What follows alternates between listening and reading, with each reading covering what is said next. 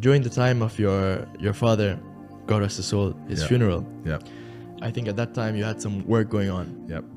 And maybe you could relay that story. And yeah, so I missed my father's funeral because I just moved to Romania. I had just invested every single penny I had in this enterprise. I was now the oldest man alive in the Tate family. I had to look after my mother and my siblings and take care of people. I had to make a choice. Do I fly back to America and spend money and time and go to this funeral and, you know, waste a few weeks?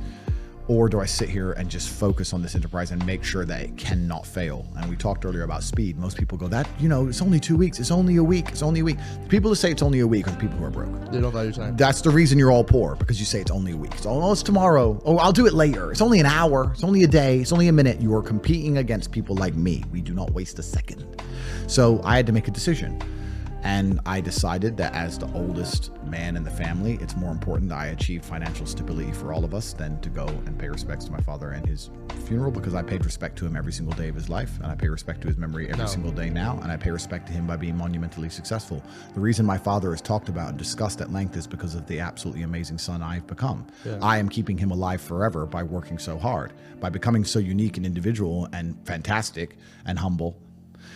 The world asks me about my upbringings, and then my father's memory is kept alive. So I know I made the right decision, and I know he's happy with the decision I made.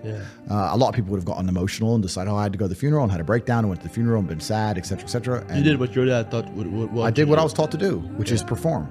That's what I was taught to do. I was upset, obviously. I was sad, obviously. I was heartbroken, of course. But I took all of that energy, and I worked harder than I've ever worked. I worked 22-hour days for months because I couldn't sleep. And I became one of the most successful people on the planet.